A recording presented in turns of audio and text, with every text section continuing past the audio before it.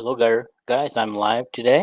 Um, so I want this show to be about Iowa quarterbacks, and we'll do some Iowa news as we go along. I'm going to do some more episodes of like running backs, wide receivers, what we have, what's coming in, things like that. So we're going to do that on a regular basis from now until the time um, football kind of gets going. I think mid to late July. We have media days in Indianapolis, I believe, and then after that, football practice begins the first part of August or late July. So, hey, football season's coming like a freight train, guys. Okay, before we get started, let's do this.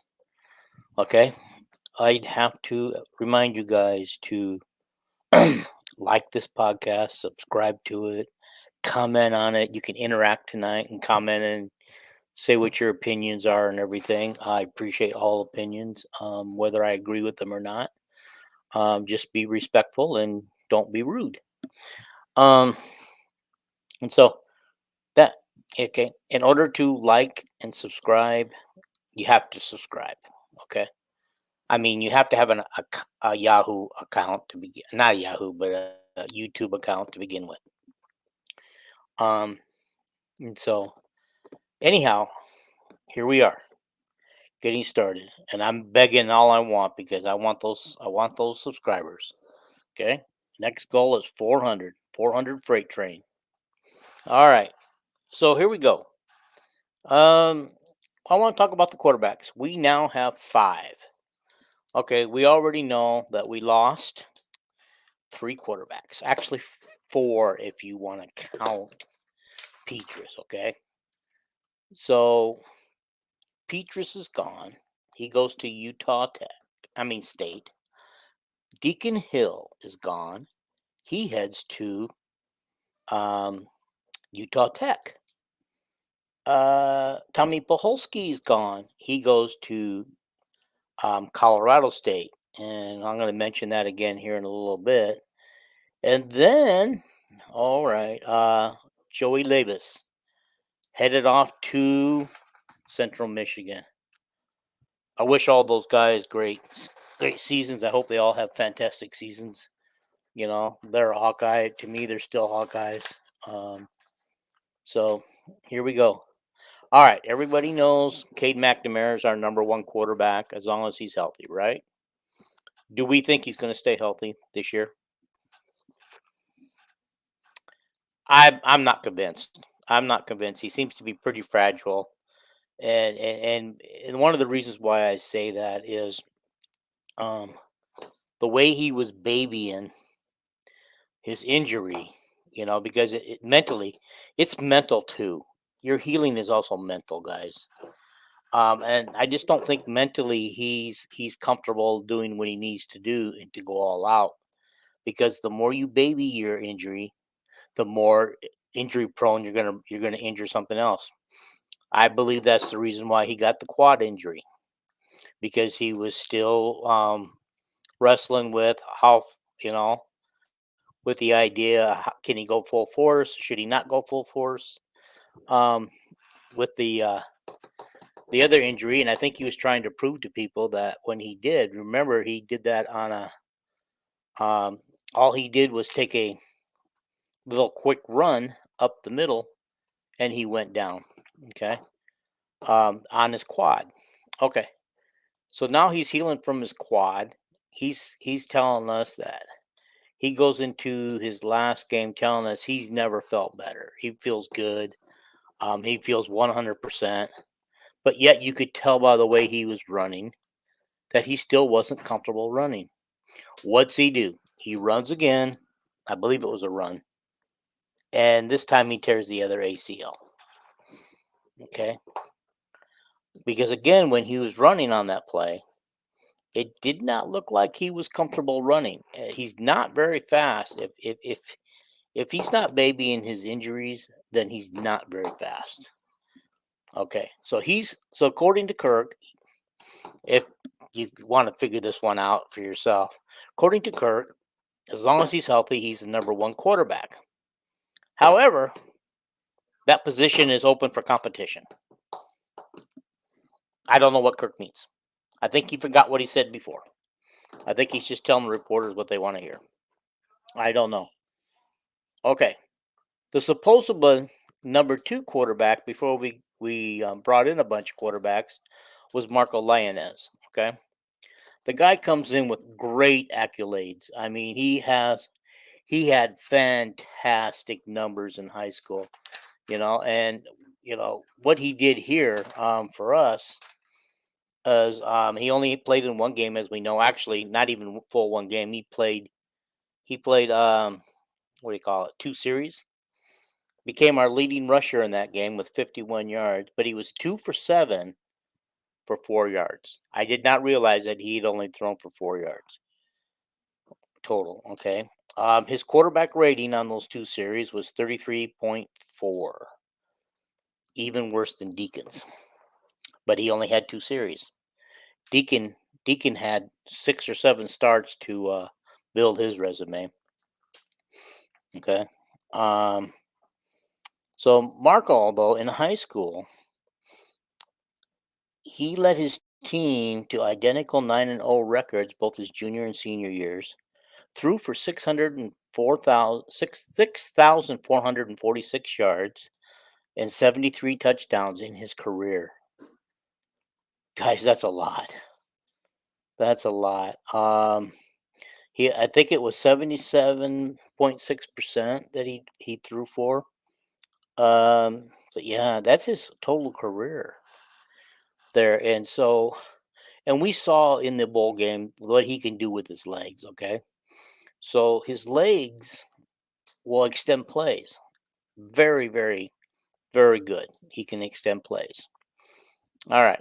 So does Marco get a legitimate shot, or is he automatically number 3 behind Sullivan, Brendan Sullivan? Okay, so Brendan Sullivan comes into the game. I mean, in here after having at least, I think he had 2 years at Northwestern, and he's got 2 years of eligibility left. Okay, so in his career, he goes 63 for 99 for 714 yards, 6 touchdowns. Oh, that's not career. That's 8 games last year. He had 75 yards rushing. I mean, he rushed 75 times. Okay, I'm not sure what the 75 was, but he rushed for 160 yards and 2 touchdowns. Okay, that was in 2023. In 2022, he was 71 of 96 for 4 touchdowns, rushed 54 yards. No, I'm sorry. I don't know what that 54. What did I put that 54 there for? Anyway, for 97 yards. Okay, so he rushed 97 yards. He was coming out of high school. He was considered the 23rd best quarterback in the state of Michigan. Okay, 28th best pro style QB in high school in the United States. He went 21-2 as a high school starter, 3,444 yards and 33 touchdowns. Okay, he also looks like he could possibly run Tim Lester's system if Tim Lester is really allowed to run the system this year. Okay, so I would be okay with Sullivan I think he's a solid backup to Cade, and in the event he has to play, and I'm sure he will. I think he makes a solid backup to Cade, and will do wonders at the if he gets a chance to start because of Cade, because we know how Hill played. According to the official stat records from the University of Iowa, Hill played in all 13 games. No, he played in 13 of 14 games. Okay. He had a QB rating of 87.4, 122 completions versus 251 attempts, 8 interceptions. However, he did throw for 1,152 yards and 5 touchdowns. Although, usually when you got a QB throwing more interception than he does touchdowns, that's not good. That's not very good, guys. And as a team, between all three quarterbacks, we only had a total of 9 touchdown passes this year and 11 interceptions. Again, as a team, that's not good when you're throwing less touchdowns than you are interceptions. Iowa used to be known for taking care of the ball. And it doesn't tell us how many balls that he'll actually fumble away, but we know he fumbled a few because we all witnessed it in the games that we watched. Okay. So Brendan Sullivan is probably in all likelihood the number 2 quarterback, in my opinion, but he'll have to earn that number 2 spot. He'll have to compete with Marco for it. But because of his experience and stuff in the Big Ten, I I think Brendan Sullivan gets number 2, Marco gets number 3 because Marco's been in the program. This will be his 3rd year in the program or 2nd year. Guys, correct me if you know what that is. So Marco will have a heads up over Jackson Stratton, who's coming in as a preferred walk-on, and James Rezar, who's coming in from high school, who's not even on campus yet. I don't even know that Jackson Stratton is on campus either. But anyway, Brendan Sullivan comes from Northwestern, and Jackson Stratton comes from Colorado State. And get this, we're taking their quarterback, who Colorado State told them last year that he wasn't going to be used. They were going in a different direction, so they weren't going to use him. Okay. However, but they did take Tommy Poholski and took him. So what's that about? you know, um, I guess they wanted him. I guess they must have wanted Stratton to do the scout team, and figured Poholski can do the scout team now. Okay. So let's just take a look at some of your comments.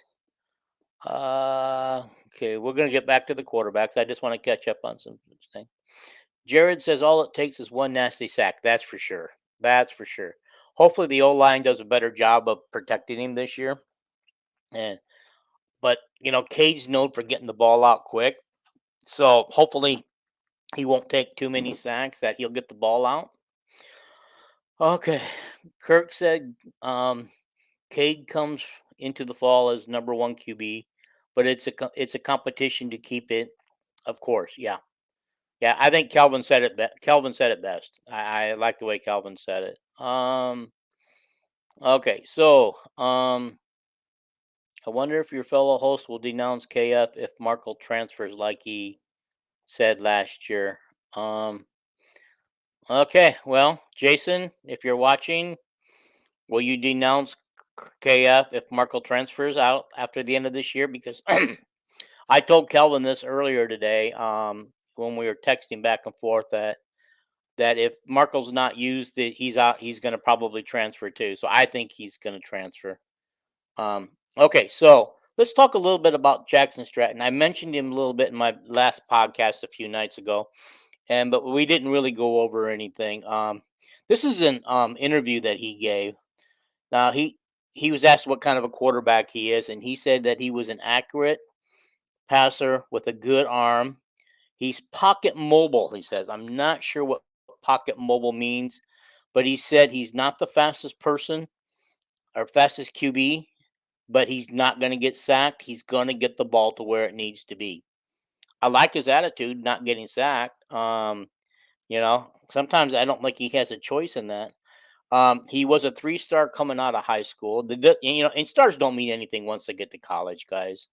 Because there's a lot of 2-3 stars that could be reclassified as 4 and 5 stars after they graduate college. And so you don't, and like the rankings, like Iowa football dropped from 29th recruiting to 35, I believe, in somebody's recruiting ranking. I saw that today, and it makes me wonder why. And also, this is really crazy because they were talking about the commits for Iowa and football, but they stuck a basketball player in there in the middle of the commits, the football commits.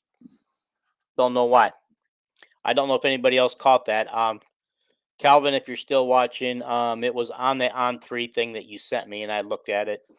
Or actually, I couldn't look at it on three. I had to go straight to it to myself from my because I had to log in from you, and for me, I just had to go through it to it straight from my phone to get to it. Um, so I was able to look at it that way. But it was an on three. Somebody posted all the current commits for Iowa football, and there is a basketball player in there, or maybe it's since been removed. I don't know. Anyway, he was three. He committed to Washington, coming out of high school. But however, at that time they switched head coaches. So DeBoer, the head coach that was at Washington last year, he must have only been there for a couple of seasons, guys. I guess he must have only been there for a couple of seasons because Stratton left Washington, and he had other opportunities. I think Oregon State was another team that was interested in him, but he ended up at um, Colorado State University. I don't have any stats on this guy right now, so I might have some if I. Yeah, I got some stats on him. Sorry, guys. I don't know why I had him on a different page. Anyway, Lester went out about a month ago to watch him throw, and so he just recently, as you guys know, committed to Iowa without even visiting the campus. So he just said that he trusted the coaches that after talking to them and seeing them. And so, oh no, that's not okay. Well, let me look real quick. It looks like yeah, I don't have any stats on Stratton. I don't know. I must have forgot to go get them. Okay, I apologize for that. I wanted to get some stats on that. Okay, but anyway, I see him as the number two quarterback, unless he can. I mean, number four quarterback or number five quarterback. I think James Rezar, between Stratton and Rezar, I think they're going to be fourth string quarterback, and one of them's going to be scout team. I don't know which one. Traditionally, they put the freshman at the scout team, but it doesn't mean. Yeah, Jay Norvell. Yeah, Calvin, you're right. Jay Norvell is starting to get up there in age, but he would be somebody if Kirk decides to move on, move on and retire. In the next couple of years, he would be somebody that should be seriously looked at for a head coaching job at Iowa. Um, I don't want to get myself in trouble. I was about to say something else, but also I believe it is the Kansas or the Kansas State coach, the one that used to coach at North Dakota State, and he actually beat Iowa when North Dakota State beat him. He was Iowa. I believe he's from Waterloo, Columbus. I think he played his college ball at UNI or coached at UNI before he got to North Dakota State. And so he's somebody I would pull for. I would pull for a local guy to do that, and he's proven everywhere he goes that he can win because if you notice that both Kansas and Kansas State are in the pre-rankings, and if you look at the Big 12 predictions, they're both in the top five. I believe they're in the top five of the Big 12 to finish this year. Okay. All right. Llama says, "Do you think KF will ruin James Rezar like he did Petrus, Labus, and Markle?" I say this because the recruits dual threats, then makes them one dimensional. Yeah. The one thing I will say, I'm not going to say that KF is actually ruining these guys. I think what the problem is something's going on, and I wish I knew what that was. To be totally honest, what's going on with these quarterbacks? Um, shoot, I don't even know. I don't. I can't understand. Obviously, Petrus has shown in the film clips that we've seen that he can run the ball. He can put it down and run it. Is Iowa is Iowa telling their quarterbacks not to run? We don't want to get them hurt, you know? And will they do more so this year because Cade has already gotten hurt twice running the ball? rather than throwing it. Okay. Um, I don't know. But yeah, Labus is a dual threat. They say Markle is a true dual threat, as is right Rezar. I think it's Rezar. That he's also a true dual threat. And I believe the stats bear this out. Like James Rezar, in this article I read, they called him a true dual threat quarterback. Okay, his senior year, he threw for 1,582 yards, 15 touchdowns, rushed for 356 yards, and had 4 touchdowns rushing. Okay. Um, it looks like no, that was his senior year. He had a better junior year, guys. Um, he had 2,040 yards rushing on 17 scores, rushed for 466 yards, and touched 10 touchdowns. Okay. So that's kind of actually amazing. He's a 6'4", 4-inch runner. As a junior, he ran the 100-meter dash at 10.86. I mean, that's supposed to be pretty good. I don't really know. You guys can comment on that if you want to. I don't. And so, just kind of like, I want to keep talking about the quarterback situation. And do we think, guys, I want you to answer some of these questions that I put out here. Do you think we're going to get some decent quarterback play this year? Are we going to get serviceable quarterback play this year? Do you think Cade's going to make it through the season? What are the over? What is the over under on Cade making it through the season? Um, shoot, does Vegas have a line on that yet? Does Vegas put that out there on the over under for? That would be one. That would be an interesting one if they could do that. Okay. But yeah, Cade only played in 5 games. His QB efficiency was 106.2. He was 46 for 90. He had 3 interceptions, threw for 505 yards, 4 touchdowns. And in those 5 games, he averaged 101 yards passing. So that's not what we expected him, because if you guys remember right, when he first came out of the gate those first couple of few games, he wasn't playing like we thought he could, but everybody was pretty sure he was still playing hurt and maybe should have taken the first game or two off, and maybe he would have had the whole season. And instead of going 10-4, we go 12-2. Okay. Alrighty. Yeah, so did I get everybody? Yeah, I got everybody. Okay. Yeah, but anyway, like I said, Sullivan should push McNamara really easy for the for I think he's going to give I think he's going to give McNamara a run for his money, and Lester and Kirk are going to have to look at this and say, what do we do? I think they're going to give it to Cade anyway. Loyalty over experience in this case. Loyalty over experience. Cade's been in the program 1 year. He's got one one and a partial year of Big Ten play under his belt. You know, and I think he played one Big Ten game for us. I think that was Penn State. Okay, so but can he stay healthy, guys? Guys, can he stay healthy? He's had 2 seasons of injuries. Can he stay healthy? I think that's the key here. I don't think he can stay injury free. I really don't. Excuse me. I must be boring you guys. You guys are not commenting or asking questions. So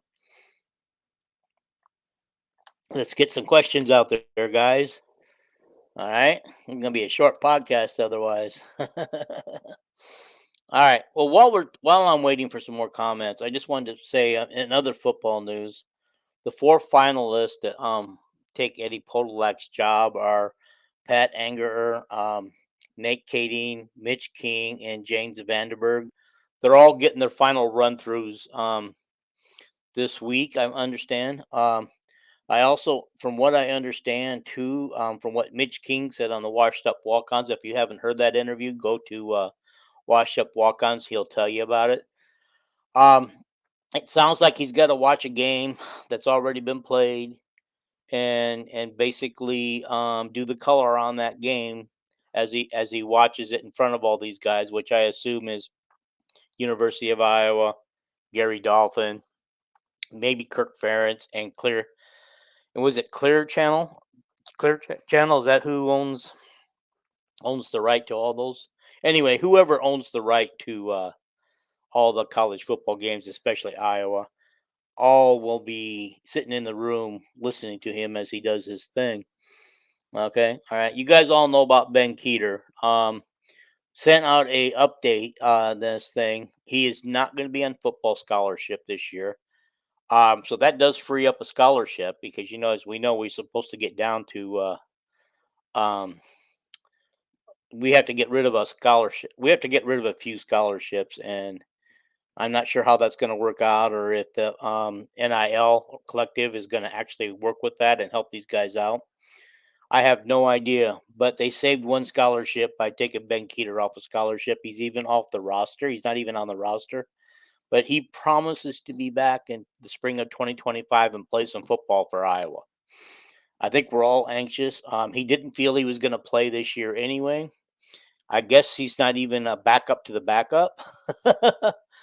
um, so I guess he, wasn't even close. So, but I think he's going to make a great linebacker, and I think his future's more in football than it is wrestling. I understand his draw for wrestling, but after you wrestled for 4 years at Iowa, and you go to the Olympics or Worlds or something like that, what's left? What's left? Sooner or later, you got to give it up and get a job or go get into coaching or something, right? Um, there's not like a professional wrestling league. How many of you guys would actually watch a professional wrestling league? Jared, are you still on here? You would know. Okay. Okay, so anyway, he wants to focus on the Worlds in September, and he wants to focus on getting a national championship, which I think is March. It'll be March 2025. So how does he do spring? Because um the NCAA championships will be running at the same time spring practices, right? Maybe not. Maybe I'm wrong. Maybe they go a little later than that. Okay. So anyway, that's where Ben Keeter is. I know we all were looking for him to be in football, and could this be a Brody Breck thing where he just decides to give up football altogether and focus on his other sport? Where we know that Brody Breck is supposed to be a first round baseball pick this year, um, and I guess he didn't do so well during the year, but at the end of the season he came on like fire, and then it was told that he was probably injured and he was fighting through the injuries all year. And he finally got to the point where he was healthy enough to throw some good, decent balls. So, anyhow, then we know about here's a new one that just came out today. Scott Chandler, you guys remember he played tight end for Iowa for Kirk Ferentz. He's now the new head coach of Iowa City Liberty High School. I didn't even know Iowa City had another high school. I know about Iowa City High, and I know about Iowa City West High. When did Liberty get built? And I see that this was their first year. This past season was their first year of 5A football, and so I guess to play with the big boys, they must have come up from. They must be relatively new and had to play below 5A for a couple of seasons or something. Anyway, they were only 4 and 5 in there, and uh, Scott Chandler was the offensive coordinator there, and now he's the head coach. Okay, he played 7 seasons in the NFL, so I think that's going to be attractive to a lot of people. Maybe we should find a way to get him on staff at Iowa because players are attracted to people that have been in the NFL and how they got there. Okay, he played in 90 NFL games. He had 21 touchdowns during that time. He played with the Chargers, the Cowboys, the Patriots, and the Bills. I believe Patriots was the last team he played with, and he was forced to retire because of knee issues. Um, so that But I also want to bring up something else that might be a little bit controversy. I might get some people mad at me on this one. Will John Budmeyer land a recruited wide receiver for his next promotion to KF's shadow and head coach be?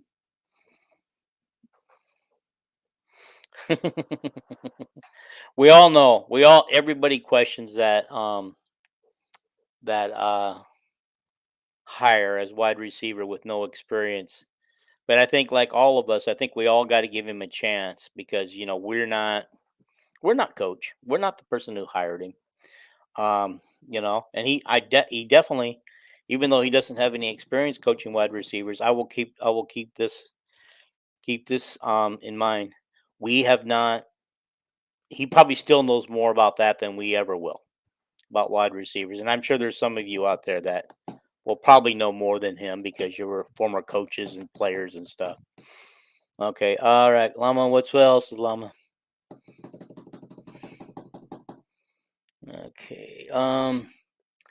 Keep in mind, Sullivan got the wide receiver from Northwestern to come here, and KF's Boytoy has lost 2 in-house wide receivers and 4 FCS wide receivers to Iowa State and Fresno State.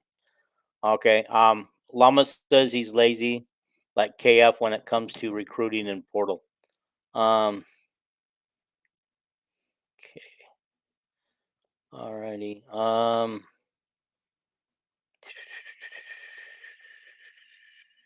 Wasn't Petrus and Hill his chances?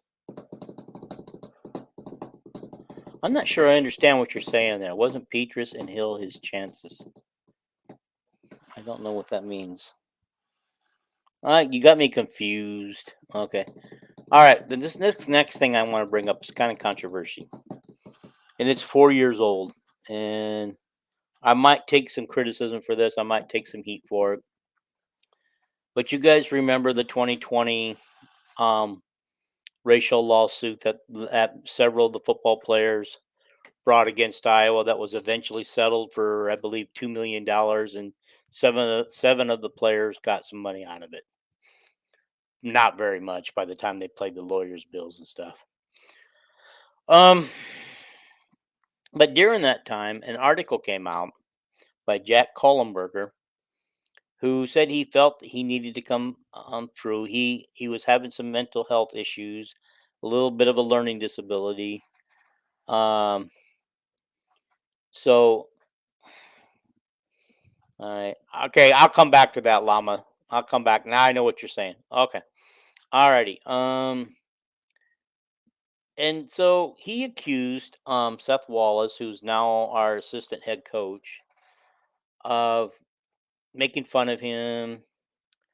Also breaking privacy laws by posting his grade point average on the bulletin board in the football offices, so every football player could see it, what his grade point average was, which is not fair. And consistently called him dumb or stupid or spend more time in your books. Well, yeah, if you got a guy not hitting the books very hard, yeah, as a football coach, you got to say, you guys, you better do a little less partying, a little more studying. I can understand that part, but when he makes fun of the guy and does it in a ridiculing way, and and makes fun of the guy's mental health issues in front of other people, in front of his brother, even, who was on the team at the time. And I just learned this by listening to Rob Howell yesterday, because Rob Howell addressed some of this yesterday, and that Mark quit the team or retired from the team, however you want to say it, in order to he wanted to talk about. He wanted to be able to talk about what his brother was going through, and something about he was going to do a podcast on it and everything, and he couldn't do it while he was a member of the team. So he wanted to do it, and he got off the team. So, by the way, I think he was an offensive lineman, so he might have been part of our offensive line woes the last 3 years because he wasn't actually there anymore. So, um, yeah, and one of the things he called him was Simple Jack. And I know that, look, I'm not naive to think that football coaches don't jump all over. and get hard on their football players, especially the ones that they think are worth the effort to put into and thinking that they could be good, and like Lama says here, um, there is a difference between demanding and demeaning, and I think there's a line there, and I think Wallace absolutely crossed that line. From everything I read in the articles, from the things I heard from Rob Howe yesterday on his question and answer radio show about it. It was brought up two different times in that show. And so I honestly think we need to go back and find out exactly what happened. And I think it needs to be looked into.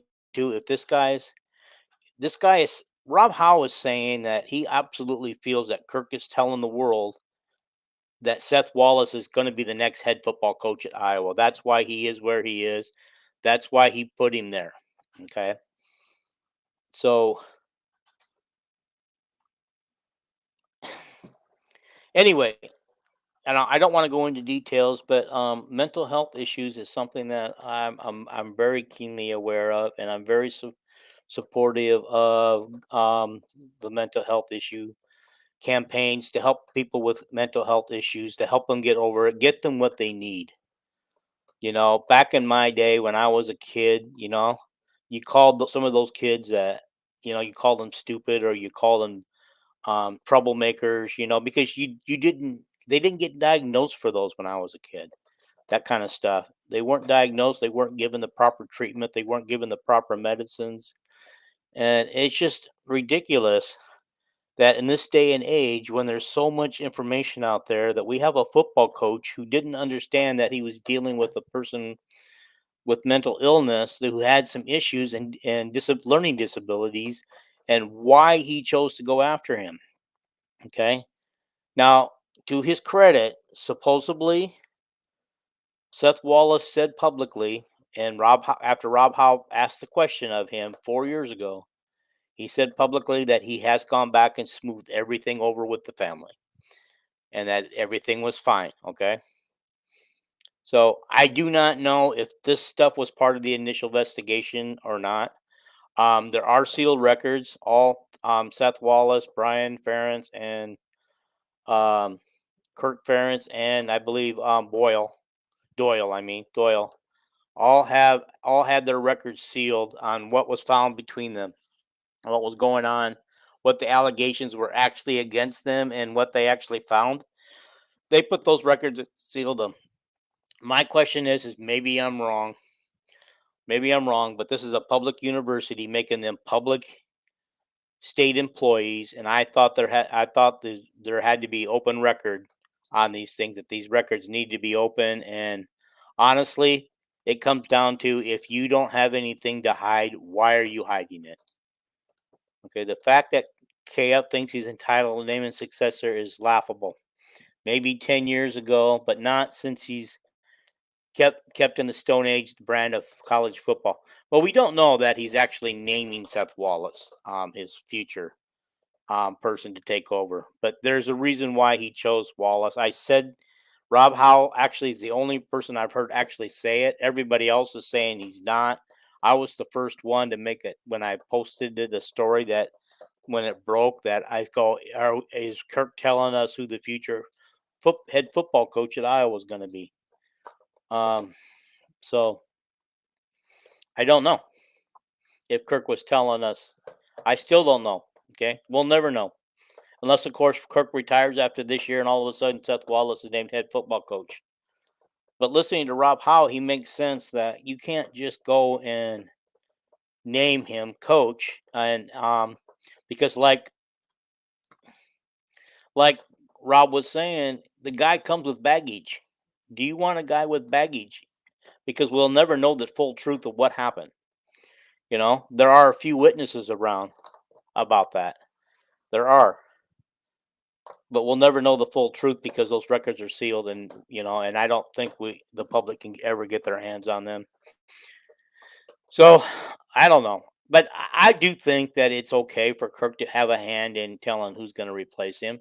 It doesn't necessarily mean that he's going to name somebody who's going to have the same conservative style of football that he has. It might be somebody younger who might come in here and actually, you know, come to the modern age, like Wisconsin's finally coming to the modern age. North Nebraska's coming to the modern age of football. Michigan State looks like they're going to do the same. And those were all teams that we used to enjoy playing because they played our style of football, a mano, head to head, in the trenches, and those were fun football games to play. You know, those were fun football games to play. Okay. Okay. Kirk and Beth are simply keeping him at Iowa over going over to PSU as defensive coordinator, gave him the title and more pay. Kelvin, Kelvin, that's what we've been told. Yes, everybody said that. Everybody says that, and maybe Rob's just bringing something up, but I was also the one who said, "Is he naming a successor?" We don't know, and so Kelvin actually believes that he's not going to name the successor. Okay, day old pizza, Dean, and day old pizza. Always remember that. Day old cold pizza. All right. You guys will remember the comment that Kirk made. It's kind of a funny comment, and that's the reason where the day old pizza thing comes up. I think it was after Kirk's one of his biggest milestone wins. They asked him how he was going to go celebrate, and he said he's going to go home and have some cold day old pizza with Mary. That's how he's going to celebrate his night, you know. And so, Kirk doesn't get too high and he doesn't get too low. Um, and so, anyhow, I think we're just going to leave it there right now. And so we're losing some people. So I probably chased some people off with my narrative here a minute ago. And, I didn't have it on the agenda, but I wanted to talk about it, and I really debated whether to or not. But you guys, by not asking enough questions and making enough comments tonight, forced my hand. I wanted to say something. It is controversy, and it is controversial. But like I said, I'm an advocate for the mental health people. I am. I really am, and I won't go into details why it means so much to me, but that's the way it is. Okay. Kelvin says people are just jealous that Kirk is so much better a person than all of us. Uh, he's a better football coach than I will ever be. I will never be as good of a football coach or have as much football knowledge as him. But honestly, you know, Kirk might be a good person, but so am I. Are you saying that I'm not as good as Kirk? I'm not a good person? Okay. Okay. I applaud you for telling the facts and not hiding like the beat writers and KF loyalists. Um, Kelvin says, best man I know. Okay, Kelvin. That's, I give you that. I give you the fact that you feel he's the best man you know. He's not the best man I know. I'm just as good in every which way too. I'm a good person. I've got integrity. I don't lie. But because I come on here, maybe create a controversy, or I don't always believe everything that's told to me or everything I read on the internet, doesn't make me a bad person. Okay. I'm still a good person. You know, KF doesn't believe everything he reads on the internet. Well, matter of fact, according to him, he doesn't even read the internet, but he doesn't believe it either. He doesn't believe everything, and he loved it when he knew some things before the reporters did, because usually they're telling him before he knows things, and he loved it at that meeting. Okay. Anyhow, I think it's time to leave. Yeah. Kelvin, I know you didn't attack me. All right. I know you didn't attack me. Okay. I understand that. I'm just comparing myself with Kirk when you said that none of us, he was a better person than all of us. But and I agree with you. He's a better football coach than all of us, and he has more knowledge about football than I will ever have knowledge of. You know, He probably experienced things that I've never experienced. And so, that's just what it is. And I do appreciate what him and his wife do for the children's hospital, and so he's good. He's a good man that way. Yeah.